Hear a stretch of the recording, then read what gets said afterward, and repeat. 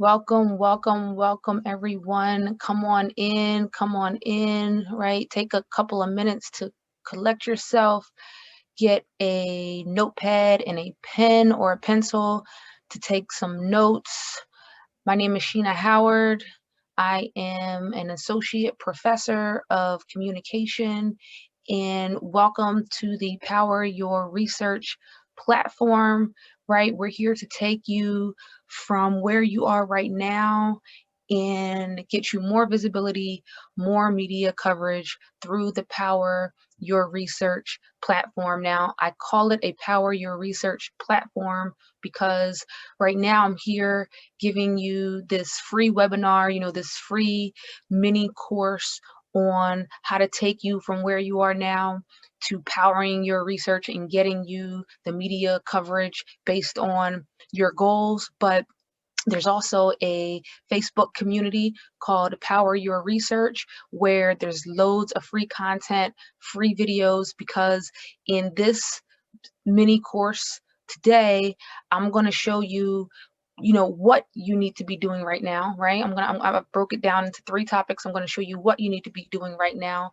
but the how and the specific tactics and techniques and strategies, right, are a lot more in depth. And if you go over to the Power Your Research Facebook group, right, you can get loads of other free content and get engaged with a community of people who have similar goals, similar networks, and contacts that you can use to really power your research. And you'll also get early access to the Power Your Research e-course that will be coming out in 2021 to specifically help you, right, and people like you reach the goals that you're trying to reach. So again, my name is Sheena Howard, right? Founder of the Power Your Research platform. There you are. There I am, in this picture doing what I do, right? Powering my research, doing a speaking engagement in that picture. I've been doing this for, over 10 years, right? I started getting my first media coverage 1 year after graduating from grad school, right? And I've been doing it ever since. And I've created this platform to take everything that I've learned, right, and condense it into the most important things that you could be doing to get the media coverage that you want and that you deserve, right? You put in the work, right? You have something to say, right? You have a higher purpose for your research, right? At the Power Your Research, on the Power Your Research platform, we talk about, the higher purpose that you have for your research. So I've been featured in NBC, on ABC, in the LA Times. My work's been featured in the New York Times, right? I've been the subject of a movie on Comcast. I've been on The Breakfast Club with Charlemagne the God. That's the place where all of the politicians now stop when they're on the campaign trail, right? And you know, uh, I did it with the strategies that I'm going to show you how to do, right? And again, been in all of these sort of media outlets, but the media outlets and the coverage that you want is not going to look the same as the coverage that I need for my specific field or area of research, right? So the first thing is you develop those goals, right? Who do you want to be? Where do you want to be, right? What audiences do you want to get in front of? And then from there, you build out and implement the strategies that I'm going to teach you briefly here in this webinar, but more extensively in the Power Your Research e-course in 2021, but also in the Facebook group that you can go and join right now. So today we're going to talk about 3 things, right? The create and repackage formula, right? I call it create and repackage. It's a formula that I use, which is aimed at really staying relevant in those Google searches, right? And because when somebody types in something related to your area of research or your field, you want to be one of the first people that pop up, right, on that first page in that Google search, at minimum the second page. So I use and I teach a create and repackage formula to get you into those first 2 pages of those Google searches when they're typing in Google, your area of research, right? For example, I'm a researcher in intercultural and rhetorical communication, but I have a real niche area of research in comics, right? Analyzing race, gender, and representation in comics. If you go to the Google search and you type in Black comics, my work or my name or something that I've published will come up on the first page, bare minimum the second page, right? And that's where you need to get to, right? That's how journalists and news anchors in really important publications in your field find you first and reach out to you for that media coverage. So we'll talk about that. Then we'll move on to talk about the importance of borrowing audiences, right? I'll tell you the importance of borrowing audiences and give you some extended ways to do that over in the Facebook group, but also on the e-course that's coming out in 2021. And then the last thing we'll talk about is Publicist versus DIY, do it yourself. And I'll just tell you up front here now, you don't need a publicist to get the type of media coverage that you want to get. There is a specific time and place that you might need a publicist, but you don't need one now, right? And you don't need one on an ongoing basis to get media coverage, right? If you just want to blow thousands of dollars, right, and you got it like that, right, it can help you, but you don't need to do that, right? So let's get started with the create and repackage formula, right? So the create and repackage formula is the way that you want to be able to be found when someone types in something related to your topic in Google, and the way that you get up into those top first 2 pages, right, is to create and repackage your content. Now, this begins with publishing, right? So no matter if you have 1 article right now, you're just getting started out, you have 1 article publication, or you have 10, you have to engage on an ongoing basis with the create and repackage formula, right? So 1 year out of grad school, one of my first publications, it was an academic paper analyzing the communication dynamics of President Barack Obama, right? 1 year out of grad school, it was in the U.S. World News Online publication. A journalist found it and reached out to me, and boom, 1 year out of graduate school, I had already been quoted by a major publication, right? So let's think about, right, whether you have 1 article, 10 article publications, 1 book, no books, 1 edited book, whatever it is, the create and repackage formula tells you to publish, right? And then repackage the content that you have published so that it can get in front of other audiences and be discoverable. For example, when I took my sabbatical, I did a research study on affirmative action, millennials' views of affirmative action, right? And how that was kind of impacting policy around affirmative action, right? So I did this study, right? I spent a few months doing this study, right? Interviewing millennials, right?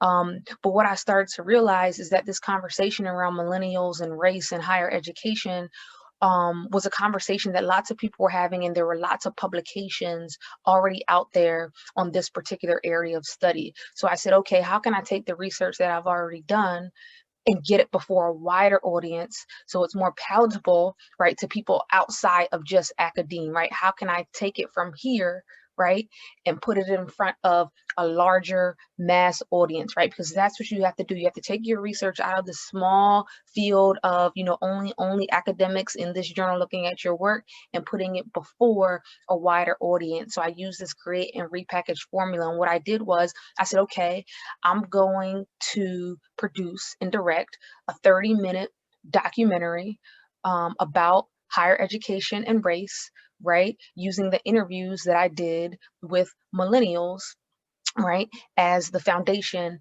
of the documentary, right? And so I spent a year, right, taking this research and repacking it, packaging it, right, making it something that I can put before another audience to get more coverage, right?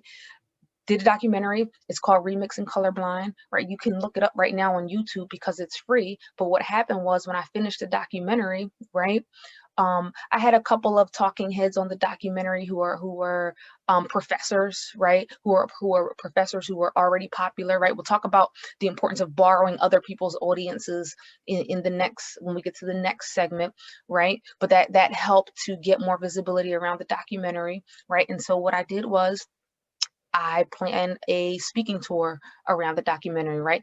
Took it to a bunch of different universities around the country, showed this documentary, talked about the importance of race and higher education, right? I gave them tips to diversify their campuses, right? Um, and so not only is this create and repackage formula something that's going to get you more visibility and media coverage, but it also has the potential, if you want to go that route, to make you some money as well through speaking engagements and other things that you can charge for. So I did, a campus tour with this documentary. I submitted it to festivals, right? So now I'm on the film circuit, right? Totally new audience. I'm just an academic, I've never been on the film festival circuit. Now I'm on the film festival circuit, right? I'm getting in front of producers, right? I'm getting in front of, videographers, I'm getting in front of a whole new world with my research. I also did a premiere of the film in Philadelphia at the Landmark Theater to a sold out theater. Now, I'm not telling you to go do a documentary about your work if that's not what you want to do. But what I'm telling you is there's so many different ways to repackage your work to get in front of new audiences and to get more media coverage. So as I did tours of this film around the country, every time I did a speaking engagement and showed the film at a university, that's local media coverage in those cities and states, right? Every time I got accepted to a film festival, local media coverage in those states, right? So it's a compounding effect, right? When you repackage your publication, your book or whatever it is into something else, it has a compounding effect, right? People start Googling certain topics that are related to your topic, you start coming up, right? Because it's a little bit harder for somebody to find your research article, a lot easier to find a documentary. So, right, lots of different ways to create and repackage, right? So for example, you might have an article published right now, right? You want to get some traction around it.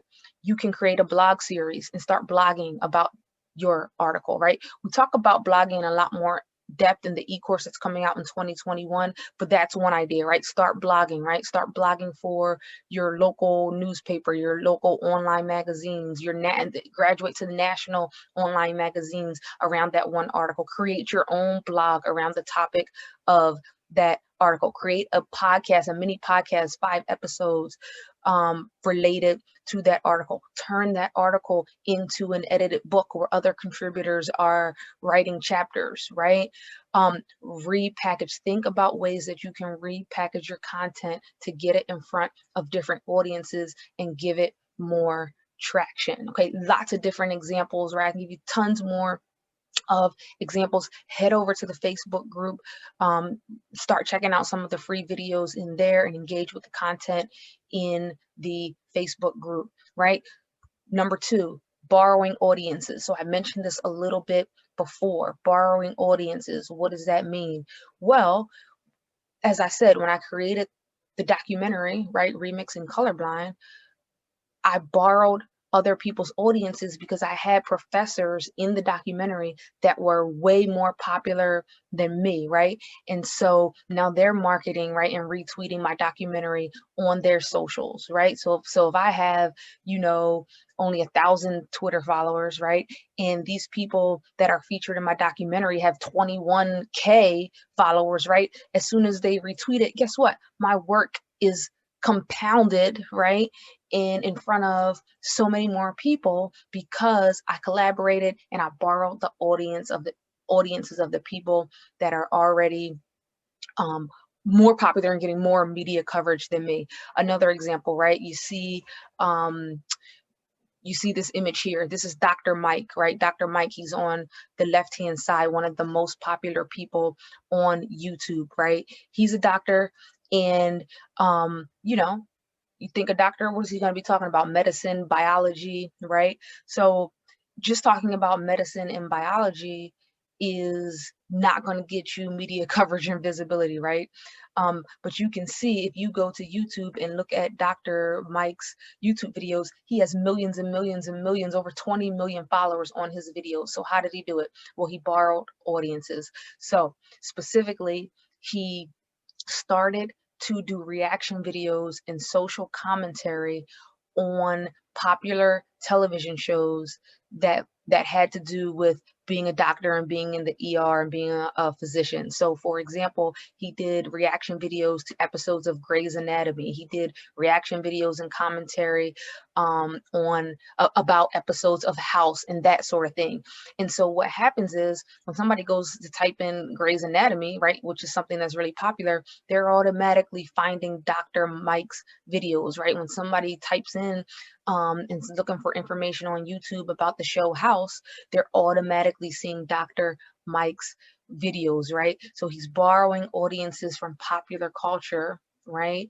And he's bringing that audience, right, into his world. So now people are following him and he's getting major visibility and media coverage. Now we talk about how to specifically bridge culture, right, in your industry, right, in the e-course, right? So get into that Facebook group so you can get early access to the e-course, get early access to the beta version of the e-course, which is going to be a lot cheaper, right? We'll give you some more examples. We'll work with you on ways in which you can borrow audiences that are specific to your industry and the thing that you research, right? Last thing that I want to talk about today is Publicist versus DIY, Publicist versus do it yourself, right? Now, I think I already said it, right? If you have thousands of dollars, you just want to go out and get a publicist because you got it like that, go ahead. But that is not an effective way to get media coverage, and you will be wasting your money, right? You're going to pay somebody thousands and thousands of dollars, and you're not going to get much more visibility, and you're not gonna reach the goals that you set out for yourself as far as media coverage and visibility is concerned. And here's why I say that, right? Publicists charge a lot of money, and you have to work with them over a long period of time in order to see any results. All of the media coverage that I got on my own. No publicist, no agent, strictly networking and implementing the strategies that I'm teaching you today and that I will continue to teach you if you follow the Power Your Research platform. Now, there are specific instances, very specific instances, right? Specific, okay, this is very important, where a publicist will be beneficial. And I'm going to talk to you right now about the one time I used a publicist over a like 3 or 4 month period. So I had a goal.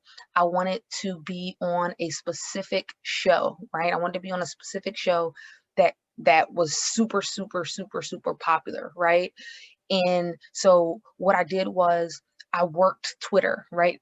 I worked Twitter on my own, right? I followed one of the popular hosts of the show, right? Because I knew that was the end. I started engaging with his content. After a year, I got him to follow me, okay? Now this is a very strategic, right? Long process, right? But if you're strategic about it, you can do it too. So I got him to follow me on Twitter, right? Eventually, he mentioned something on Twitter that was right in line with my area of research, right? So then I went into his direct messages, right? Because you can't DM somebody unless you're following them and they're following you, right? These are the Twitter social media tactics, right? We're going to talk about in the e-course, right? That comes out in 2021. So he started following me. I went in his DM, say, hey, I noticed you posted this, you know, I'm doing some research on this. I got a large history of research on this particular topic. You know, maybe I should get on your show, right? Boom, he sent me the email address to his producer, right? So now I'm in, right? I'm in. But since this was a major media opportunity and I already did the groundwork, I hired a publicist for a 4-month period and I gave her a specific goal. Okay, your job is to get me on this show. I already have the producer's email address, right? The key host of the show already knows who I am. Here is how I got the email address, right? So you're not just, I could have just went to a publicist and said, hey, I want to get on this show. And I would have worked with the publicist for what, maybe 1 or 2 years, spent thousands of dollars, maybe quicker than that, but I would have spent thousands of dollars just for this one opportunity. So if you want to hire a publicist to do something specific, do the groundwork first and then hire a publicist for that specific thing. So it's like, if it's like, hey, I want to be a guest on CNN, right? Maybe that's important to you for your specific area of study. I want to be on CNN. Do the groundwork first to position yourself to be on CNN in a specific show, right? You don't just want to say, I want to be on CNN. You want to be specific. What specific show or host are you targeting? Do the groundwork. Then you can hire a publicist, right?